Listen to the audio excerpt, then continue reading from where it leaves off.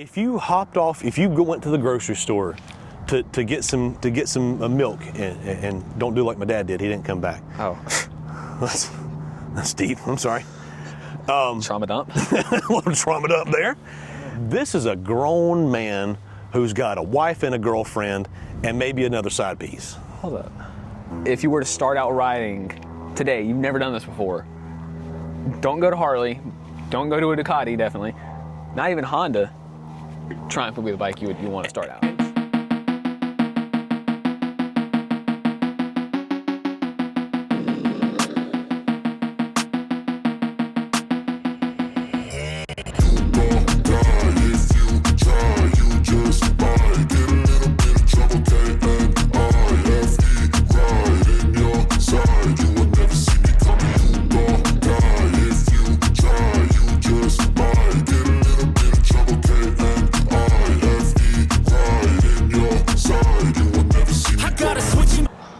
Which Scrambler is better? Sully, let's answer that question today. Let's do it. I'm Alan, you're watching the Fireman Rides. All right guys, so I'm back with Sully, AKA the Rocket Surgeon. Sully, what do we got with us today? We have the Triumph Scrambler and the Scrambler by Ducati. Not Ducati Scrambler, Scrambler by Ducati. You're right, sir. All right guys, so I'm here with Sully, AKA the Rocket Surgeon. Sully, what do we got today? We have 2022. a Triumph Scrambler and a Scrambler by Ducati. So this is a 900cc Triumph Scrambler, and this is an 803cc Scrambler by Ducati, or just Ducati Scrambler. And what we're going to do today is we're going to compare these two head to head. Not really a riding review because we've already kind of rode both bikes, and really, like within the past week, we've rode both bikes, so they're really nice and fresh in our brain. But we're going to compare not only specs but also emotions and everything else, and see which one is the better Scrambler. Mm-hmm. Yeah. Yeah. All right, Sully, so let's get started. Remember, guys, if you see anything that you like, comment, subscribe. Go check out the Rocket Surgeon's channel. He covers rockets, model rockets, I mean, all kinds of... Just about anything. Just about anything. This man covers it right here, so I will put a link to his channel right here. So if you see anything that you like, comment, subscribe. Let's get started. All right, so our first category we're going to cover is going to be horsepower, pure horsepower. So this Ducati, it's putting out 73 horsepower at about 8,200 RPMs, whereas our Triumph Scrambler is putting out 64 horsepower at about 6,000 RPM. So there's a pretty significant power advantage on the Ducati over the Triumph. Mm-hmm. However, it's actually a little bit more telling than that because this motorcycle weighs 417 pounds, whereas this guy weighs significantly more, 460, 470, somewhere like that. This one weighs 490 wet. 491 actually. Yeah, 491 wet. 491 wet. So think about that. So not only do you have 9 more horsepower here, you also have about 75 pounds less to get it moving. So the power to weight ratio is significantly better on the Ducati than it is on the Scrambler, on the Triumph Scrambler, correct? Yeah. So as far as the horsepower goes, the Ducati has a clear advantage. Now, that's not all of it though. Let's talk about torques. Some good old torques monsters. Torque wrench. While this has more horsepower, the Triumph has significantly more torque. This has 59 foot-pounds of torque at 3,000 RPMs versus the 49 foot-pounds of torque that this has at 5,000 RPMs. So while this has significantly more horsepower up high, this has got a ton more power down low. Which is where you're going to be accelerating, like on the Dragon, you'll be accelerating out of turns. Off-road, anything like that, you're really going to be using that torque down low. So while this may be faster, this is plenty quick right here. But it's still, as far as the power goes, what do you say? We're going to give it to? I would say the Ducati. Let's give it to the Ducati. The Ducati has a sportier feel to it. It definitely has a sportier feel to it. So as far as power goes, it's the Ducati. All right, so let's talk about the powertrain itself. We talked about the power, now let's talk about the powertrain. What's actually making that power? So with this Triumph over here, we have a 900cc liquid-cooled parallel twin motor that's a 270-degree crank, right? Sounds good. It's a great sound. Honestly, it truly is a great sounding motor, and we're going to crank them, but we're actually going to listen to them, and you put in the comments, you decide which one you think is a better sounding bike. Now, the 270-degree crank, that's key right there, because what a 270-degree crank, again, like I said, 180, your cylinder's up here, your cylinder's down here. You're doing like this. 270, they're kind of offset like this, and they're kind of doing like this, whereas a 180 is just straight like this. That's what the Ibex sounds like. Ibex is a 270. Ibex is a 270 as well. The Versus 300, that's a 180. Yeah. It almost sounds like a sewing machine. 270 almost has it sounds and has a lot of characteristics like a V-twin. Exactly. Now the high pipes on this thing, this bike sounds absolutely fantastic. It does. But as far as powertrain, let's get back to powertrain. So like I said, liquid cooled. This is a very, very modern liquid cooled throttle by wire engine that Triumph has been developing. They put this out in 2017, and they've just been refining it ever since.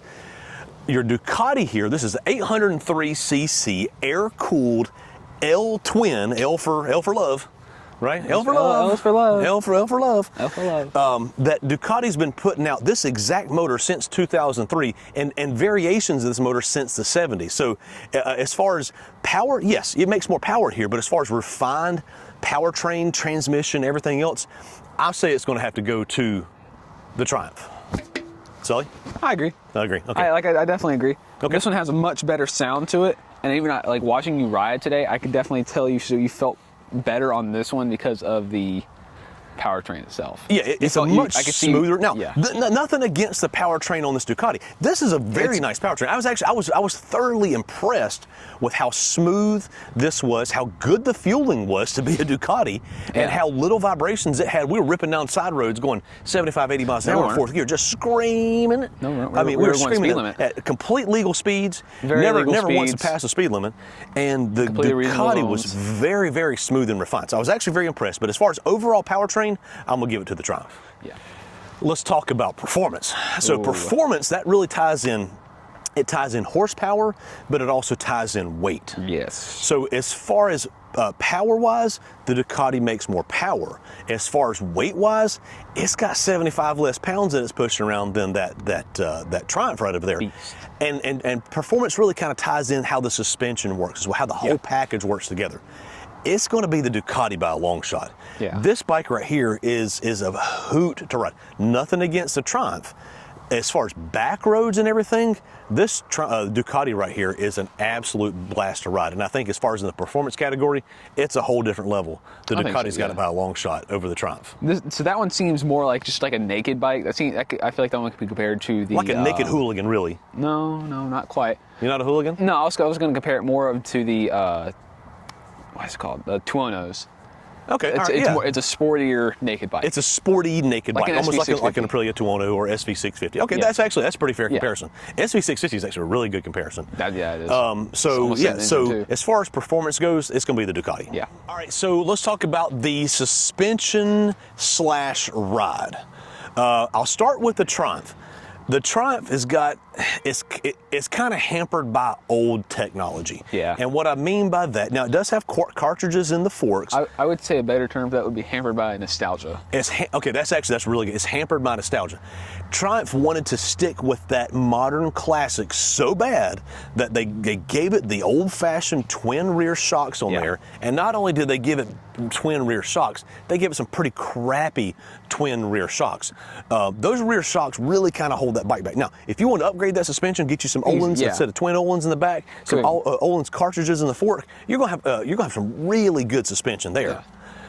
But stock it sucks. The offset rear shock that you have on the Ducati. Now, not saying the Ducati's perfect, but saying that as far as out of the box, the suspension on the Ducati is significantly better. Better suspension travel, better control, better rebound, better dampening than what that Triumph offers. So as far as suspension goes, we're going to give it to Ducati. Because I was watching you today, and we'll put a little clip on screen of what I was seeing with you. Yep. Is you could see every little bump you go over, Ducati would absorb it. It was absorbed. Smooth ride. Now, again, it's not perfect. It's not perfect by a long shot. No. But the bumps that were slightly upsetting us with the Ducati were putting us all over the road on the Triumph. Yeah. So suspension, it goes to the Ducati. Yeah. All right, let's talk about the looks. Okay. Ooh, Both of these bikes are lookers, not hookers, but lookers. But so the Ducati goes with the the flashy, look at me, bright as the sun, yellow. It's got the possum scraper on the rear, real short kind of stubby fender. It's a guy who buys a Ferrari. Yeah, it's kind of flashy Italian. Flashy New York guy. Whereas the Triumph, it goes with the, I look good in a suit, but I don't have to tell you. My look show it off. Like a Ford GT, that's it right there. Comparing a Ferrari to a Ford GT. So, flashy lines here that, I think about it, what is it gonna look like in 10 years? Is it still gonna look good in 10 years? Yes. Versus this right here where it's a modern classic. Exactly. This bike was stylish 20 years ago, this bike is stylish now. And it will be 20 years from stylish now, yeah. this bike's gonna look just as good as it does now. So as far as looks go, I gotta give it to the Triumph. Yes. Now, my only thing against the Triumph Scramblers is like the Scrambler 400. It has the exact same exhaust kit as that one has, and it doesn't look good to me. Yep. Like I feel like if you're gonna get a Scrambler, you have to have that high polished pipes. The finish of this here, even though it's liquid cooled, it still has those air fins on it. Exactly. Yeah. Which is really cool. They did away with the fake carburetors. They finally covered those up because they're just they're throttle bodies. But it just looks so good. It does. It's so choice, and I highly recommend you pick one up if you have the means. Oh, I would. No. So as far as looks, it's a Triumph. Yeah. You don't know what year it is off of just looking at it. It's a timeless bike. Now, my favorite part here. Let's talk about the sound. Oh. So, Sully, you want to do the honors? Let's take your microphone. Let's take your microphone, and let's do here. I'll crank it up, and you hold your microphone over there. Okie dokie. All right. So let's listen to the Triumph first. Again, 900cc, 270-degree crank, parallel twin with a high mount exhaust. So, there's a feather sticking out of the exhaust. So let's listen to the fire up. Triumph, you got to hold the clutch in to crank the bike up. Oh, that sound! It's that 270-degree crank. It's that high exhaust. It's just, ooh, it feels good. Now, let's rev it up.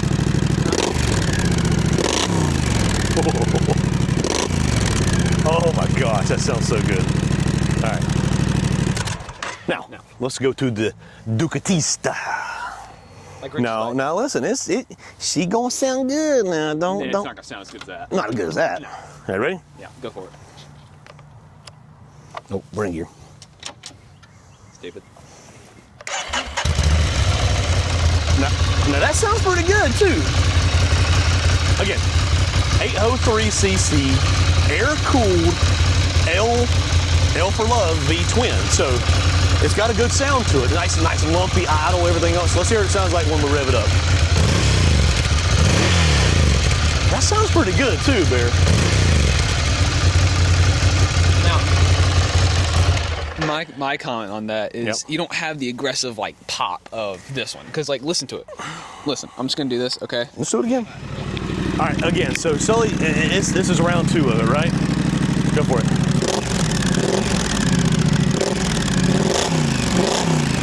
It's a Triumph. It's got to be the Triumph. But this one has like that pop, that aggressive pop of the exhaust. A little bit. When you let off the throttle, you come down the highway, and pop, a little bit of overrun. Exactly. Yeah. I think this has got it right here. Oh, 100%. So as far as sound goes, it's a Triumph. If Triumph could make an off-road, like how Ducati does with the Scrambler, they could make a desert Scrambler from Triumph with the same exhaust setup and everything like that. That would be the perfect bike. Now, everybody's gonna say, well, Ducati, they got the Termagati exhaust that you can put on there, and it makes it sound so much better. You're right, it does. It also costs as much as the bike. Triumph also has, you got Mistral, they've got an awesome exhaust. Aero has a factory exhaust that's like a 2-in-1. That sounds just, it takes what that sounds and makes it sound even better. So as far as sound goes, either way you look at it, it's gonna be the Triumph. Yeah. Yep. Even if you put the exhaust kit on it, it's still the Triumph. It's still the Triumph. Like any day of the week. Any day of the week. I'd love to hear this bike. All right, so let's talk about on-road riding performance. Oh. This was pretty easy for me. This is going to be the Ducati. Really? The on-road riding, like the suspension really holds the Triumph back. That's true. The lack of ground travel, of suspension travel, the lack of rebound and compression, and not only in the forks but also in the shocks. We know the shocks suck, but also the forks are really not that good either.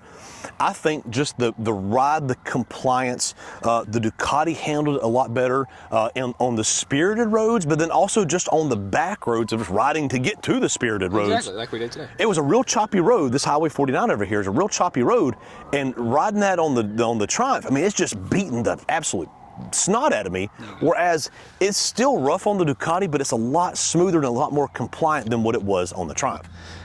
So as far as the on-road riding characteristics, I'm gonna have to give it to the Ducati. Okay, that's fair. All right. That's fair.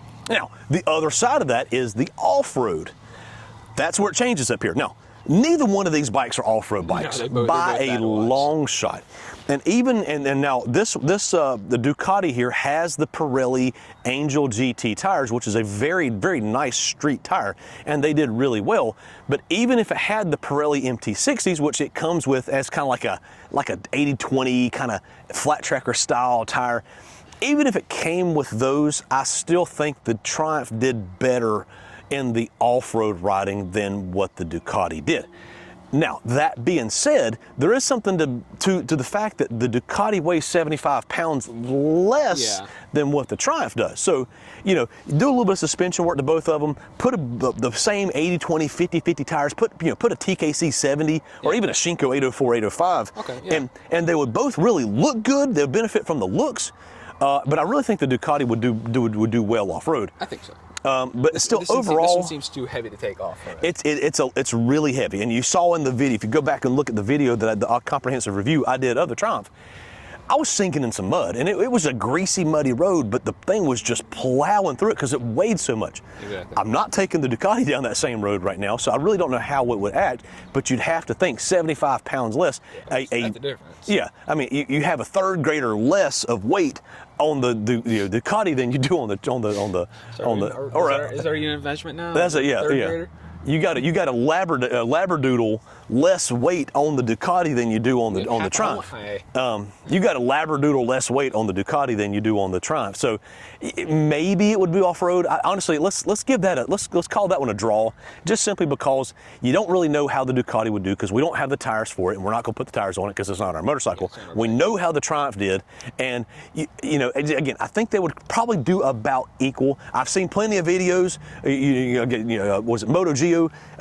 Our boy Nate with this one here, he's done some crazy stuff on this one here, but I've also seen some cool videos of the Triumph Scrambler doing some crazy hills and everything else.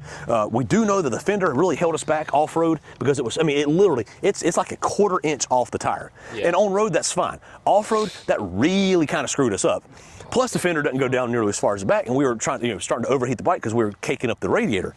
So, this one here, you got plenty of room right here. Now, the fender doesn't go back far enough, so you probably need to get you a little fender extender so you're not throwing mud up on your air-cooled engine right there. Are you Dr. Seuss now? Fender extender. I wouldn't ride it in a boxer with a fox or with chicken pox. So, off-road, let's call that a draw. How about that? We know what this does, and it's not good. We don't know what this does, and I think it would be at least as comparable, if not maybe a little better, because it weighs so much less. I think so. Good? All right, so ergonomics. Let's talk about the ergonomics of the motorcycles. And actually, here, let's you sit on one, I'll sit on the other, and we'll talk about it as we do this. I'm gonna think. So, the ergonomics of the Ducati, they're kind of odd. Your feet are up, your hips real tight, your feet are up high, almost kind of behind you, and your handlebars is kind of this weird kind of long reach. So it's like am I a cruiser or am I a sport bike? And it kind of feels like a combination of the two. It's comfortable to ride. I mean, we've been riding for a couple hours today, and it's plenty comfortable, but the ergonomics are kind of odd. Whereas with the Triumph over there, Sully, show them that right there. So it's comfy. It's comfy. It really is. The pipe, when you're sitting position, the pipe really doesn't interfere with your legs. Now, once you go to stand up, the pipe gets in the way, which is kind of an odd thing. But I don't like it. That's all. Yeah, get a more comfortable seat, and that Triumph is all day comfortable riding. The handlebars are in a nice position. Your feet are in a nice position. Your knees aren't too bent. Whereas this one's kind of a goofy seating position. So I'd say as far as ergonomics, it's going to be the Triumph all day. I agree. All right. I agree. All right. So passenger. Wait for you. Yeah. All right, so as far as passenger accommodations, now you've seen in both individual review videos. I have my wife and myself on the Triumph. She said that the seat was really firm. It was fairly cramped, and it wasn't. It was a 30-minute ride, and after that, it's not very comfortable. Yeah. Now I had my boy here hop on the back of the Ducati, and we rode it around on some dirt roads, and surprisingly, it's cramped. But you wasn't all the way back on the seat. That's the thing. You wasn't all the way back. You still had probably another 3 or 4 inches. I'm just saying, you could slide back. I don't want my crack hanging off on the road. No, not saying that the Ducati I don't want my butt to be part of the possum scraper. Not saying that the Ducati was comfortable two up, but Yeah. I'm saying it was more comfortable than the Triumph. Definitely. You agree with that? Well, I think that also has to do with the seat too, because I mean, look at it. It's a nice wide seat on the back. It's right one here. solid seat. It's instead big of like old wide the seat. Triumph is. Yeah. Yeah, the seat's probably twice as wide for the pillion on the Ducati as it is for the Triumph. So as far as passenger accommodations, it's going to have to go to the Ducatista. All right, so let's talk about maintenance. Ooh. Yeah, sorry, Duck. This one's not going to go very well for you. Yeah, it's not going well for it. So liquid cooled motor that requires, just very little service. You don't have any crazy valve check intervals. I'll put the valve check intervals up here on the screen. This is one that you could leave in a shed over the winter and then bring it out in the spring. That's a great point. And You then could go ride leave it. this thing sitting for 6 months, fire it right up, and just go. Yeah. Duke, I don't think you're going to do that. Yeah, you're going to spend an hour and a half, 2 hours. trying to It's get a this thing lot started. more. You're going to definitely pay the Ducati tax when it comes to maintenance. So as far as oil changes, they're super easy. Neither bike can you reset the oil change reminder yourself, so keep that in mind. Both of these, if you're in Charlotte, both of these either have to go to T's Eurocycles, or they'll have to go to the Motorcycles of Charlotte over on Westinghouse Boulevard to reset the service reminders. And they're not going to reset it if they don't do the service, so keep that in mind. Now, the big thing as far as that goes is the belts, the Desmodronic belts. Every 12,000 miles, or like 5 years, whatever it is, and I'll put that up on the screen here too, you have to change the timing belts on this Ducati. Now, can you do the service at home? 100%. Yeah, you can.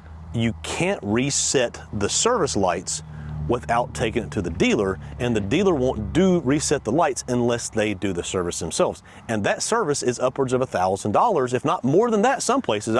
Because I started pricing it when I was looking at one of these bikes, and I was like, holy crap, every 12,000 miles. Now again, you put 1,000 miles a year on it, it doesn't matter. Yeah, easy. Yeah, it's fine. You don't have to work on it. But if you actually ride the bikes, you're going to hit that pretty soon. Yeah. And you're going to have to pay that Ducati tax. And, and how fun that bike is, though, if you're riding around as much as it should, you're hitting that. You're going to hit that pretty about often. 6 months. Yeah. You're going to hit that pretty often, yeah. So as far as maintenance and ease of maintenance, it's going to have to go to the Triumph. I definitely think so, yeah. All right, so our last category, and again, these bikes are an absolute blast. And again, I got to thank T over at T and Kevin and all the guys over at T's Eurocycle for literally giving me the keys to both of these motorcycles and said, Alan, what would be cool? Would it be cool to see a Scrambler versus Scrambler video? And I'm like, hell yeah, it'd be cool to see that. So they gave me the keys to both motorcycles to take them for a week and just go ride them and just go give my impressions and go see how they compare head to head. Again, these are their used motorcycles.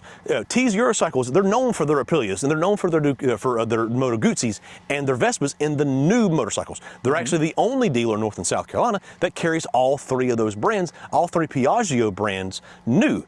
What they're not as much known for is their used motorcycles. They have every brand of used Euro motorcycle, all high quality bikes. They're very selective as to which ones they bring in to sell as their used motorcycles. These guys are motorcycle nuts.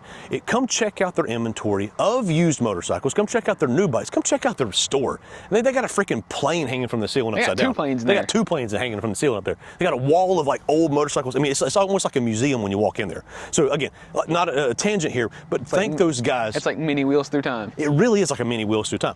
So again, I got to thank those guys for giving me these bikes to go try out and to film for you guys. So again, I'll put the links to both T's Eurocycle and Team Charlotte. And we'll talk about those at the very end. But our last category, Sully, which bike would you buy? That one. Explain why. So when I grew up, what was your first bike? Your first bike was a what?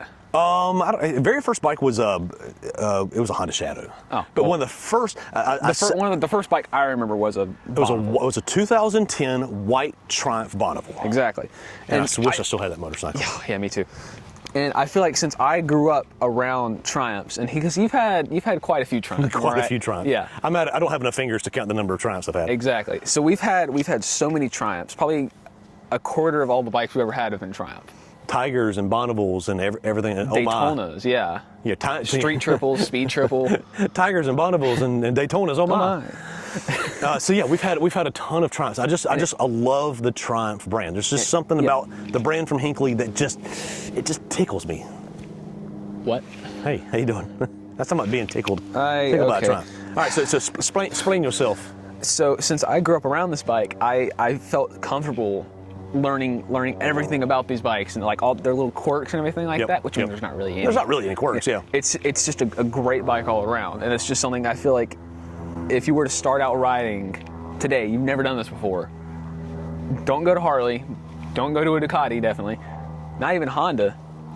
Triumph would be the bike you want to start out. And Triumph is one of those, like, we've had a bunch of Miatas too, and Miatas kind of have like a click. Like when you see somebody else in a Miata, it's like, hey, we got something in common. Family, like, hey, brother.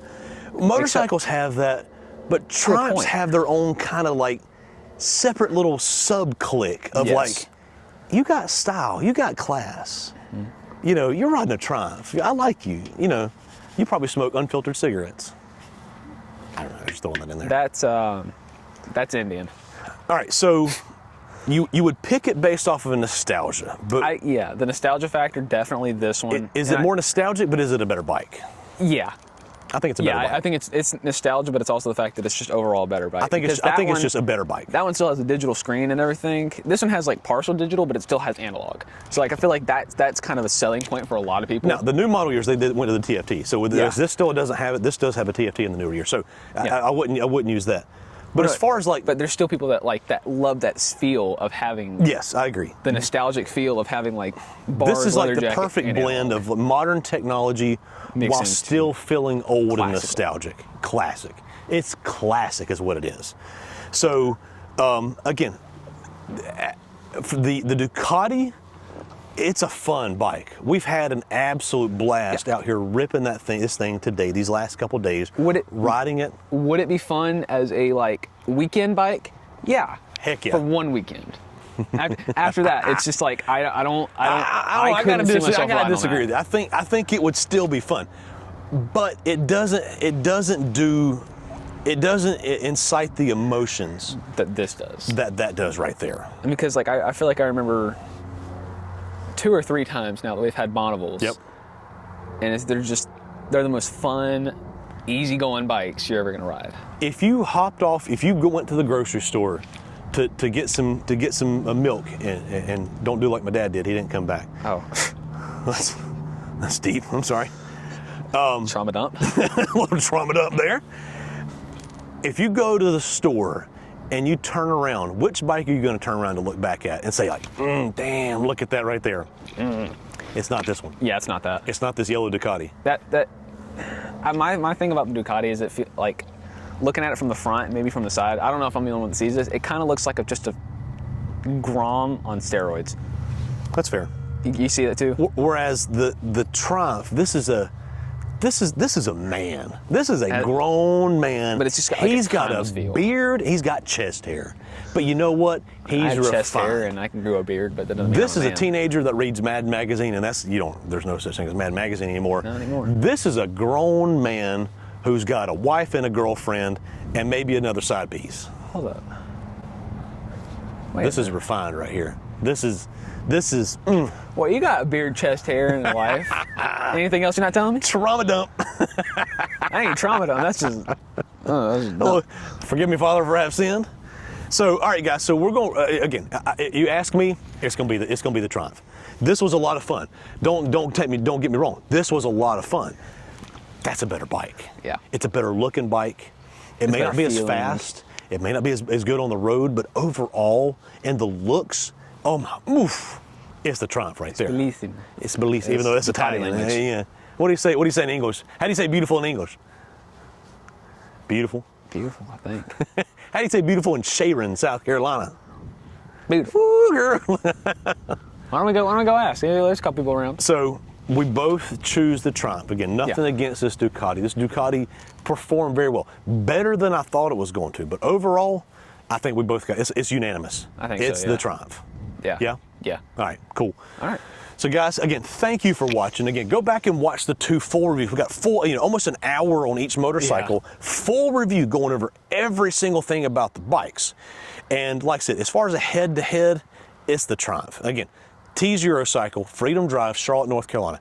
Moto Guzzi, Aprilia, Vespa, new, all used motorcycles. We reviewed one of each of all of those. Get one of all. Yeah. Collect the whole set. Like Pokemon. And if your thing is more of the Japanese bikes, next door, Team Charlotte Motorsports, Yamahas and Suzukis and Kawasaki's and Hondas and Polaris, and they've got the four-wheelers, they've got the personal watercraft. They've got everything. You pull up on Freedom Drive in Charlotte, North Carolina, you could spend half a day. It's like a little amusement park of new motorcycles, used motorcycles, four-wheelers, ATVs, UTVs, side-by-sides. They got a damn camper out front right now. They've got a half-acre ATV / side-by-side trail back behind the dealership just to try stuff out. And these guys let you ride the bikes too. We got to go try that little trail. We got to do a trail review on that one, man. They let you ride their bikes. They're all enthusiasts. Yeah. They got one of the best parts departments. Sean is a parts manager over there. One of the best parts departments in the region.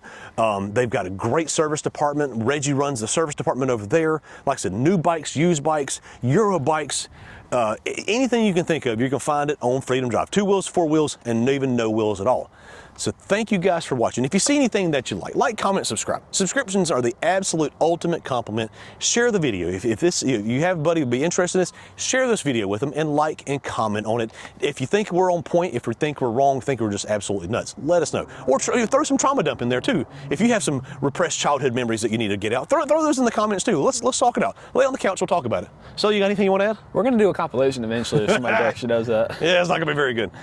So thank you guys for watching. God bless. Roll Tide. And Sully, anything else? Tomorrow needs you. Tomorrow needs you. I don't Thanks, have a guys. cert. See you guys. See ya. All right, I'm riding this up the hill.